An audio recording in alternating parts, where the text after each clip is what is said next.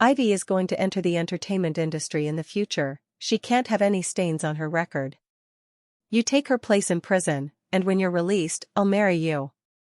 But I will die. Then go die.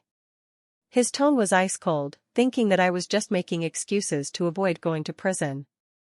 For years later, he waited at the prison gate for a day and a night, but no one came out.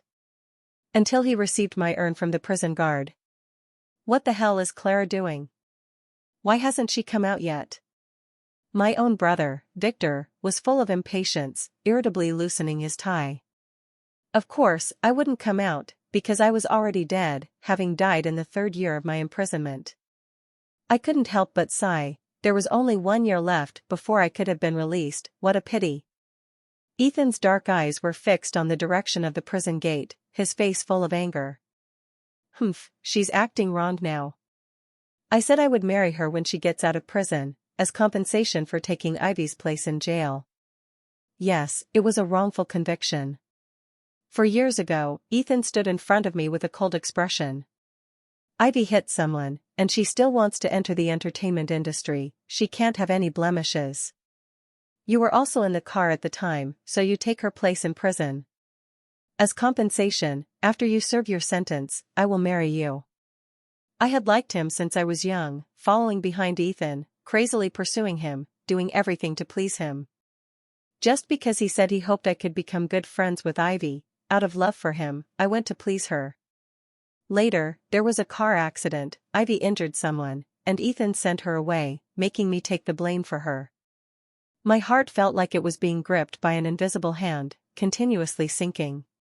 But why?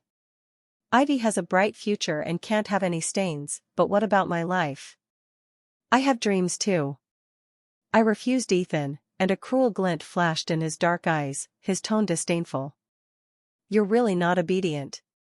With my methods, even if you don't admit it, I have ways to make it happen.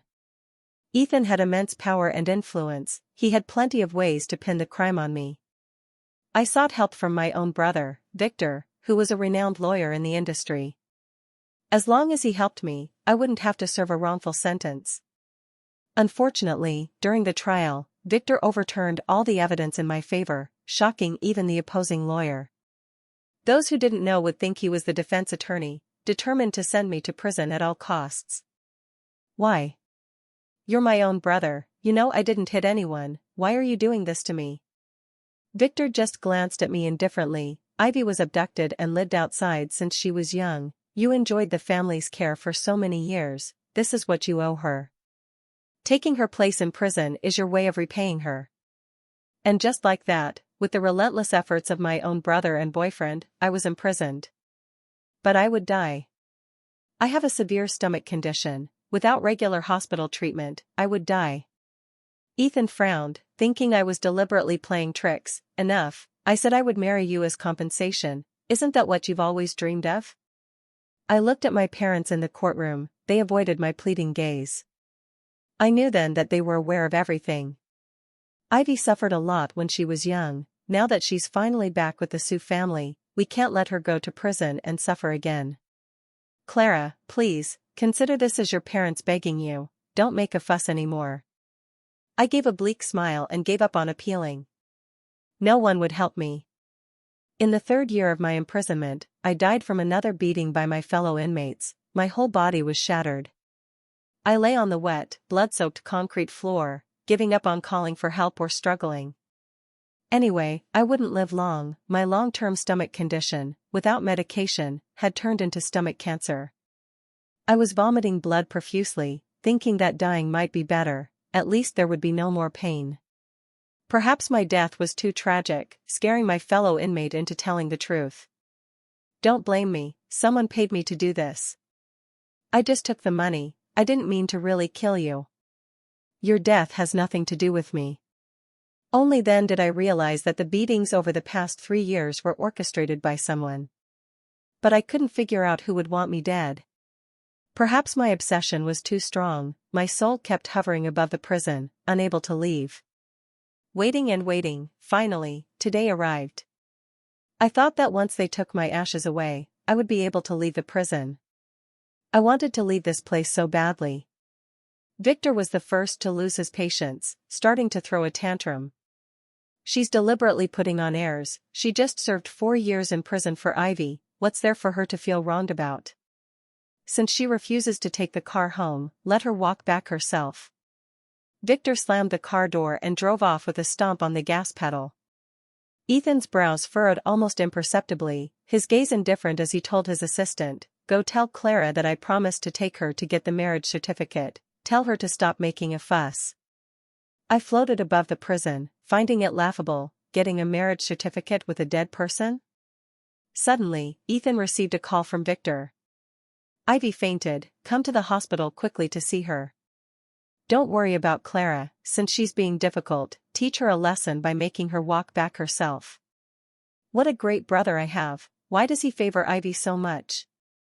Just because she was lost when she was young? Irritation flashed in Ethan's eyes as he pinched his tightly furrowed brows, his expression reproachful. "Go tell Clara to know when to stop, she can't afford the consequences of being too willful. She shouldn't think that everyone owes her. Ivy has suffered for so many years, and she only served 4 years in prison, how dare she complain? Let her think it through and come home by herself." Ethan left the assistant behind and drove away to the hospital to see Ivy. I was so angry that I wailed in the air, reaching out to strangle him. "Oh, I can actually leave the prison." I sat in Ethan's passenger seat, looking at the scenery outside with interest. Regrettably, I could only stay close to him and couldn't go too far. Is it because my feelings for him are too deep, my obsession too strong? I couldn't help but despise my love-struck brain. Ethan drove absent-mindedly, occasionally looking down at his phone, as if waiting for a call. I couldn't help but purse my lips, he was so worried about Ivy, and they were almost at the hospital, yet he was still anxious. It's ridiculous, isn't it? My love, the affection I couldn't obtain, was taken away by Ivy as soon as she appeared. The car stopped, and Ethan suddenly became furious, punching the steering wheel. I was startled and leaned over to see him repeatedly dialing the assistant's number. "Beep beep beep. The number you dialed is not answering." Ethan violently threw the phone, which shattered on the ground. His face was gloomy. "Clara, if you have the guts, don't ever come back." So that's why he was angry. So, he was restless all this time, waiting for the assistant's call? TSK, I was speechless. With him acting like this, others might think he had deep feelings for me. But I've long seen his feelings for Ivy, I wouldn't flatter myself. In the hospital, Ivy lay on the bed with a rosy complexion, her father doting on her. Her mother peeled apples for her, and her brother told jokes to amuse her. It was a harmonious scene, and my eyes welled up as I looked down at my blood-stained prison uniform, feeling like an extra person. "Ethan, you're here?" Ivy's eyes lit up instantly, but seeing no one behind him, she asked uneasily, "Is my sister angry with me and refuses to come see me?" Ethan didn't answer, feeling irritated. "How's your health?" Ivy clutched her chest, looking pained. "It's the same old problem. Whenever I think about my sister not forgiving me, I feel terrible, she must feel very wronged." Victor's face darkened with uncontrollable anger, kicking over a stool by his feet. "She still refuses to come out?" Only then did my parents realize they hadn't picked me up. My mother questioned Victor, "Didn't you say you picked her up? What's going on?" Victor's face was gloomy, his anger intensifying. "Ethan and I waited for her all morning, but she refused to come out, it's obvious she feels wronged." My mother couldn't help but feel heartbroken. "She's blaming us now." My father's voice was cold. "Clara is too selfish, she knows Ivy has a heart condition. If Ivy went to prison, how could her body handle it?" The guilt on my mother's face disappeared, as if she had found a reason. "Exactly, sending Ivy to prison would be like sending her to die. How could she be so heartless, watching her own sister die?" I floated in the air, even though I was mentally prepared, their words still pierced me, and I couldn't help but shed tears. Victor's anger didn't subside. If it weren't for her, how could Ivy have gone missing? She caused Ivy to suffer for so many years, this is what she owes Ivy. I was stunned. Ivy went to a friend's house to play after school and got lost by herself. What does that have to do with me? I couldn't help but roar at him. It wasn't me. It has nothing to do with me. Unfortunately, they couldn't hear me. My mother sighed, her face showing undisguised distress. Forget it, Victor, stop talking. Their youngest daughter had been in prison for 4 years, and they never visited her once. It's normal for her to have resentment. Ivy glanced at Victor with a reproachful look. I don't blame my sister, she took me to a friend's house to play out of kindness. After I got lost, she was probably afraid of being blamed by our parents, so she didn't dare to tell them. She suddenly clutched her chest, looking pained, and cried, "It's all my fault. If my sister insists on hating someone, let her hate me alone, don't blame our parents and brother." My mother withdrew her scant guilt and lovingly stroked her eldest daughter's hand. Having you is enough for me. Yes, you are my sister, she doesn't deserve it. Victor echoed repeatedly. Ivy is so well behaved and has suffered outside for many years, it's only right for him to favor and love her more. Ethan suddenly felt that this scene was a bit dazzling. He rubbed his fingers anxiously in his trouser pockets, wanting to take out his phone to ask his assistant where Clara was. When he felt the empty pockets, he remembered that he had dropped his phone. He left the room and stood alone in the hospital corridor smoking, his eyes weary, feeling an indescribable irritability. I watched them coldly, spinning in place with anger. Why do I still have to be slandered by them even after death? Ivy clearly went to a friend's house to play after school on her own and got lost. What does that have to do with me? I was so angry I almost exploded on the spot, but I was powerless. What a coward, even in death, I'm a coward. Suddenly, a clear and cold voice rang out. What nonsense are you talking? Back then, it was Ivy who insisted on coming to my house to play. What does that have to do with Clara? Joanna, who had just returned to the country, was carrying a fruit basket. She came to the hospital to visit a friend and noticed familiar faces in the next room. At first, she didn't dare to greet them until she heard their conversation clearly. Who are you? Victor rebuked sternly, his gaze unfriendly as he stared at the other party. He didn't notice that Ivy's face turned pale with fear upon seeing the visitor. Joanna raised her eyebrows and looked at Ivy. Don't you remember me? Ivy played dumb, clutching her chest and crying out in pain. My chest hurts so much, brother, save me quickly. Seeing that she wanted to change the subject, Joanna wasn't fooled, she had to make things clear today. I'm Ivy's classmate. The time she got lost when she was young, it was she who insisted on coming to my house to play alone. She was very angry because of this incident. Her parents felt guilty and gave the Sue family several projects. The apple in my mother's hand fell to the ground as she looked at Ivy in disbelief. Ivy, why did you say that Clara took you to her house? Ivy's eyes dodged, and she said vaguely, it was so long ago, I've forgotten. I darted in from outside, floating in the air. Finally, my innocence had been vindicated. The Sue family fell silent. Joanna left, unable to resist a sneer. What kind of family are they? They're convinced their daughter did something bad based on a single word. They're clueless. Her high heels clattered as she walked out. For the first time, Victor showed guilt on his face, looking at Ivy with complicated eyes. You. Ivy's tears fell instantly, looking heartbroken. She cried as she threw off the blanket and walked from the bed to the window. I'll apologize to my sister, it would be better if I died, then Clara could forgive me, woo-woo. My father and mother stepped forward to pull her back, Victor persuaded her, and the family hugged each other and cried bitterly again.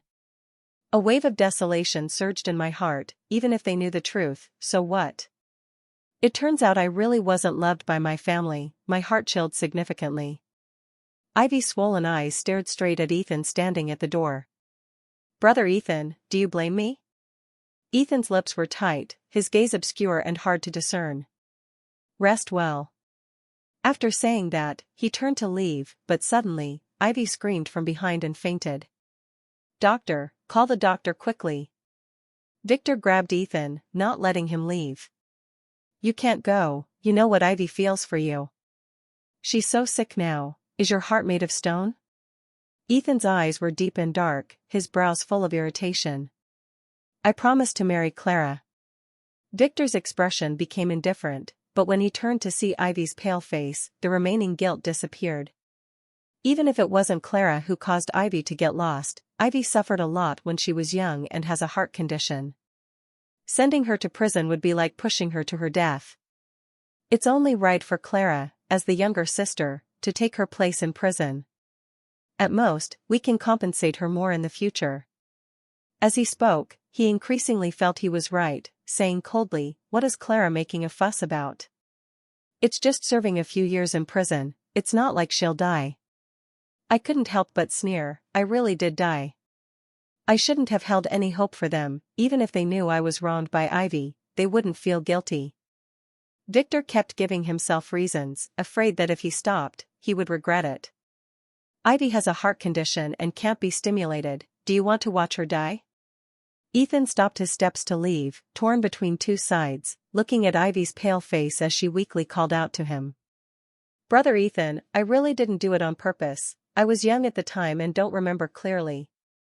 Ethan let out a long breath and strode to her bedside. "I believe you." He was busy until midnight, and the doctors checked her body thoroughly. Ethan looked at the dark night outside the window, restless, and looked at Victor with inquiring eyes. "Has Clara gone home?" Victor was stunned, having forgotten about this. "She probably went back, right?" His face was a bit unnatural. Clara had no money and had to walk home on foot, which probably. "I'll call the servant at home." Ethan couldn't help but watch him and heard him say, "What? She hasn't come back yet?" Ethan couldn't sit still anymore and stood up from the chair with a start. "I'll go check." After hanging up the phone, Victor walked into the ward dejectedly. Seeing his ugly expression, my mother asked, "What's wrong?" Victor looked up at her and said somewhat dispiritedly, "Clara hasn't come home yet." "What?" My mother was shocked, her face worried. "It's so late, I hope nothing has happened to her." My father's face also looked bad at this moment, but he still couldn't bring himself to lose face and said defiantly, "Let her go wherever she wants, if she feels wronged, she won't come home. If she's capable, let her never come back." My mother pushed my father and blamed Victor. "I told you to pick up your sister, what did you pick up?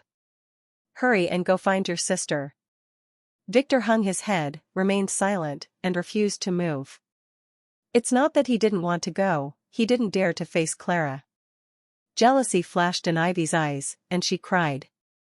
"I'm afraid I won't live long with my illness, I really envy my sister for being able to accompany our mother for a lifetime."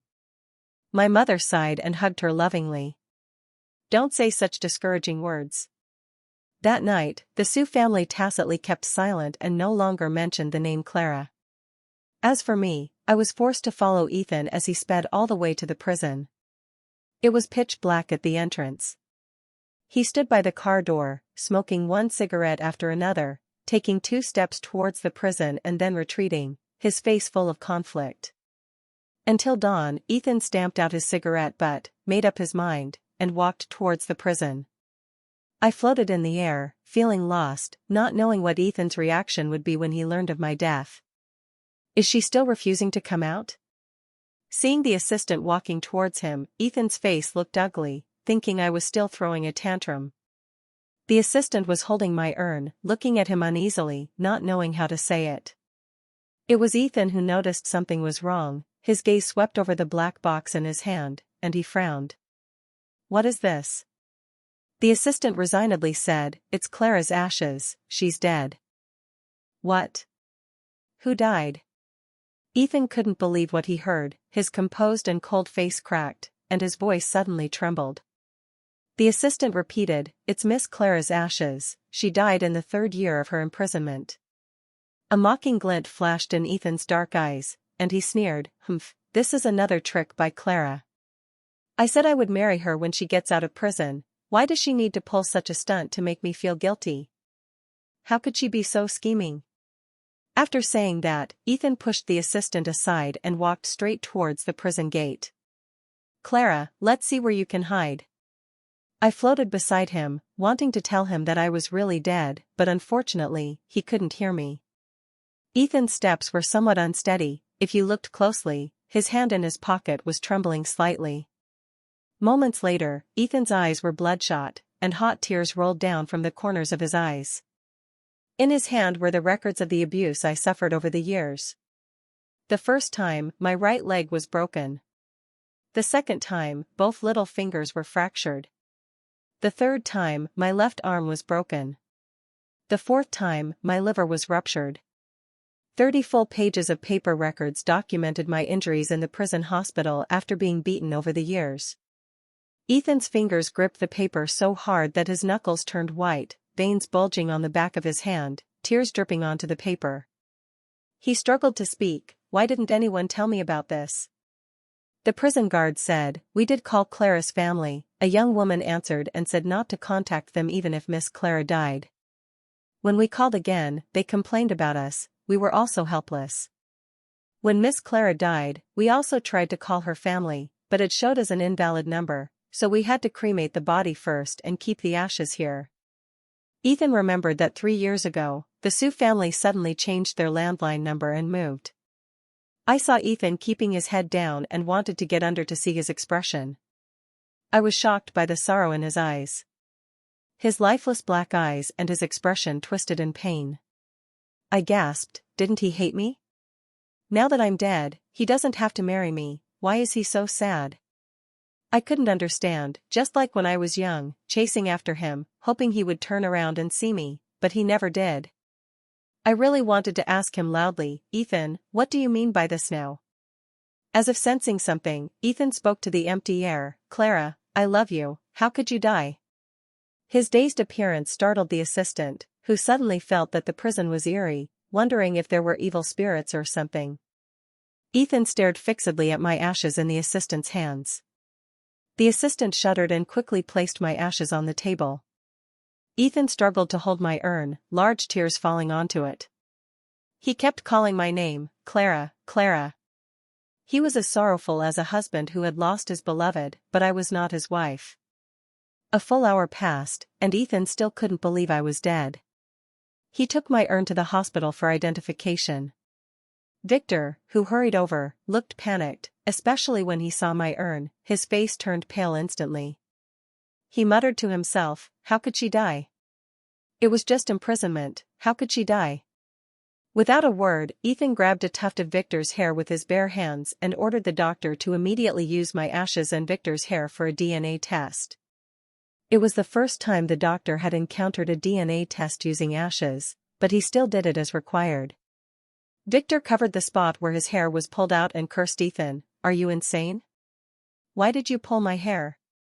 Ethan's face was expressionless, his dark eyes lightly sweeping over him. The prison guard said that Clara was targeted as soon as she entered prison. Her arms were broken, her legs were broken, her spleen was ruptured, and she was even beaten to death in the end. Victor's pupils contracted slightly, and his tone suddenly became urgent. "It's impossible, I just asked them to teach her a slight lesson, how could they beat her to death?" Ethan's dark and profound eyes suddenly turned cold. He rushed forward, gripping his collar tightly, his voice chilling. "Did you send people to do this?" Victor struggled and defended loudly, "I didn't, I just asked someone to teach her a little lesson. She was too arrogant on weekdays, causing Ivy to get lost, and often bullying Ivy. I just wanted to teach her a lesson." I listened with tears streaming down my face. My good brother, just teaching a lesson? The cold concrete floor, the damp and thick smell of blood. I was in so much pain that I curled up in the corner like a shrimp. 10 fingers connected to the heart, they broke all 10 of my fingers one by one. I was in so much pain that I couldn't bear it anymore. Giving up on calling for help, perhaps death was my release. It turns out it was all thanks to my own brother. I couldn't help but want to question him. Why did he harm me like this? Since Ivy came back, Victor inexplicably targeted me. Victor was punched to the ground by Ethan, his face pale, his eyes panicked, muttering to himself, "How could she die? I don't believe it." A strange light suddenly flashed in his eyes, and he excitedly grabbed Ethan's sleeve. "It's a trick by Clara, To make us feel guilty, she even went so far as to stage her death. Victor was like a dying patient, clutching at the only life-saving straw, looking at Ethan pleadingly for agreement. Ethan lowered his eyes, his trembling eyelashes betraying his emotions. At the same time, a desire arose in his heart, perhaps what Victor said was true. I floated between the two, wanting to roar, "I'm dead, I'm really dead." After roaring for a while, I suddenly felt a bit bored and quietly watched them. I was curious about how they would react when the doctor identified that it was indeed my ashes. Victor was uneasy, his gaze occasionally falling on the direction of the identification room. Time passed minute by minute. When the doctor took out the DNA identification report, the two of them turned to look at each other, neither willing to take the report. The doctor was helpless. "Ethan, the identification report shows that the two are biological siblings." Victor's face turned pale instantly. He rushed forward to snatch the DNA identification report from the doctor's hand and flipped through it with trembling hands. "Impossible, absolutely impossible." The next second, he threw away the DNA identification report in his hand and angrily rebuked, "This is fake. Clara faked it." I watched him speechlessly. Even now, he still thought I was faking it. Ethan was silent, squatting on the ground to pick it up, large tears falling onto the DNA identification report paper, staining it. "Clara, don't you want me anymore?" I stood in front of him, looking down at him, unable to help but have red eyes. "Wasn't it you who personally sent me to prison? Are you satisfied with this result?" Ethan seemed to sense something, suddenly looked up, his dark eyes looking at where I was standing. My body stiffened. For a moment, I felt he could see me. But soon, Ethan's eyes were desolate, and he reached out to grab the air. "Clara, come back, I'll marry you." Beep beep beep. Victor's phone rang, and on the other end, my mother anxiously asked, "Why hasn't Clara come home yet?" His throat was dry, not knowing how to speak. "Victor, say something, she's your own sister after all, bring her back." Victor was in pain and regret, complex emotions changing on his face, his voice trembling. "Clara is dead." From the other end of the phone came my mother's sharp shout, "She's your own sister, even if you don't like her, you can't curse her to die." Victor closed his eyes, tears streaming down his face, unable to face my mother's questioning. Ethan suddenly punched over, angry like a lion. "Victor, why did you send people to beat Clara in prison? The prison medical records show Clara was treated more than 50 times. All 10 of her fingers were broken, and the last time, her spleen was burst by someone. Why did you want to kill her?"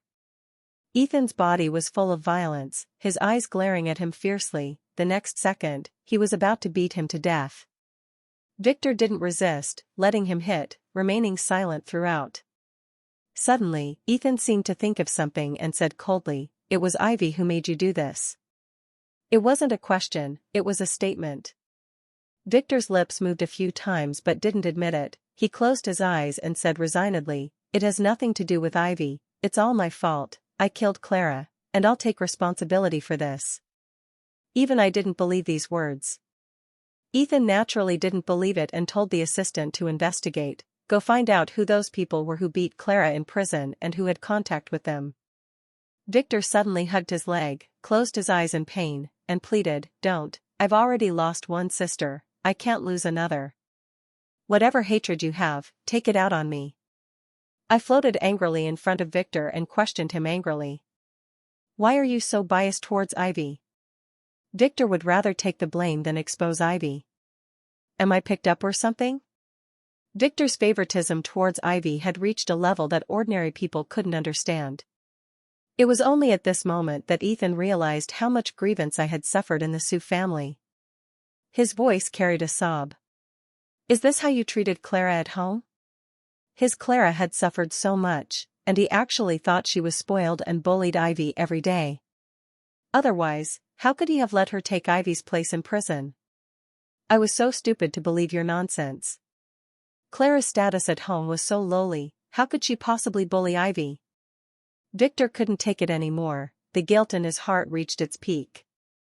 "I just saw that Ivy suffered when she was young, so I favored her a bit more, I never thought it would kill Clara. I'm her brother, how could I bear to let her die? Soon, the assistant came over with the documents. Ethan, these people admitted that a lady gave them a sum of money to have Miss Clara killed in prison. The dust settled, the facts were before their eyes. Victor's eyes were full of anger as he picked up the photos on the ground, which showed my miserable state after being beaten in prison. Ah! He roared loudly in pain, Ivy, you used me to kill Clara, where is your heart? Clara is our sister. Victor stood up unsteadily, holding my photo, and walked away crazily. The phone was still on, my mother heard everything that happened here. Clara is dead? Killed by Ivy? Ethan held a grand wedding. The bride at the wedding was an urn. I was forced to attend this speechless wedding. Suddenly, my mother rushed onto the stage, knelt down to Ethan, and said with tears streaming down her face, "We are Clara's family, we have the right to sign the letter of understanding. Why won't you let Ivy go and insist on sending her to prison?" Regarding Ivy hiring someone to kill me in prison, Ethan reported it to the police and was determined to send her to prison. My mother, as my family, signed the letter of understanding, no longer holding Ivy responsible for my death. I forced a weak smile. Mother, oh mother, how could you forgive Ivy on my behalf? Do you know how much pain I suffered from being beaten in prison? Resentment arose. The originally clear sky suddenly became overcast, and a howling wind blew. With tears in my eyes, I looked at my mother, as if she could sense my presence. My mother looked up at me, her face turning pale instantly, reaching out to grab me. Clara, is that you? She covered her face and cried in pain, "Forgive mother, mother had no choice. I've already lost one daughter, do you want me to lose another? Clara, forgive me, forgive me." I squatted down with red eyes, looking straight at her. So you really don't love me? The resentment in my heart seemed to dissipate. Accepting that my parents didn't love me, I had no lingering attachment to the world, and my soul began to dissipate. My mother covered her mouth, not letting herself cry out, the sorrow in her eyes thick and deep. How could I not love you? Mom loves you, woo-woo. It's all my fault, my daughter. The next second, my mother fainted and was caught by my father, who hurried over. My father's pale face showed sorrow, his pleading eyes looked at Ethan, wanting to plead for Ivy, his lips trembling twice, but in the end, he said nothing. He dejectedly took my mother away. Suddenly, I felt a sharp gaze shooting towards me. I turned my head and saw Ethan staring in my direction with deep, dark eyes. Clara, is that you? He couldn't see me, but he could feel my presence. I'm fulfilling my promise to marry you as my wife. What do you think of today's wedding? No one answered him, his soliloquy frightened the guests who came to attend the wedding. Having an urn as the bride was already shocking enough. And the groom was affectionately talking to the air, speaking to himself. Is this person crazy? Ethan put aside his vast enterprise and found a master to summon spirits, setting up a spirit summoning array at home. I can feel your presence, Clara, come out, I want to see you. The next second, I suddenly felt a tightness on my hand and looked up to meet Ethan's bloodshot eyes. Clara. My body stiffened, and I smiled mockingly. Who are you putting on this expression for? He roared madly, no, it's not like that, the one I love has always been you. I sneered, between Ivy and me, he always chose Ivy first, and now he comes to say he loves me. Ethan, your love is really disgusting. Ethan's face was full of pain and repentance. No, I just saw that she was lost when she was young and felt sorry for her, pitying her poor health. I coldly interrupted him, enough, don't make excuses for your fickleness, you make me feel disgusted. With his fig leaf torn away, Ethan's face was flustered. I didn't know she was so vicious, I will avenge you. I looked up and laughed loudly, laughing until tears came out. The one who killed me is you, Ethan, I regret meeting you. The red thread on my hand broke, and my soul completely dissipated. Ethan couldn't accept it and stood there roaring in pain. Ethan, Miss Clara had a severe stomach condition before entering prison. Because she didn't receive proper treatment in prison, it developed into late-stage stomach cancer. The assistant put down my medical record. Ethan's pupils trembled slightly. He picked up my medical record in disbelief, his face wild. He remembered that I said I would die if I went to prison. He thought it was just an excuse, but unexpectedly. So it was really me who killed you. After calmly handling the company and selling his shares, Ethan found Ivy. Ethan, are you here to save me? Ivy tightly held his hand and asked him cautiously. Mother said you insist on holding me accountable? Ethan's dark eyes made it hard to read his emotions. He said expressionlessly, no, I'm here to bail you out. Ivy couldn't hide her joyful mood, the corners of her mouth lifting. Brother Ethan, I knew you were the best to me. With a charming face, she sat in the passenger seat, tilting her head to lean on his shoulder. Brother Ethan, marry me. I did all this for you. I love you too much. Ethan was silent for a moment, then said, okay. Ivy was immersed in her joyful dream until the moment the car rushed towards the cliff. She screamed in horror. What are you doing?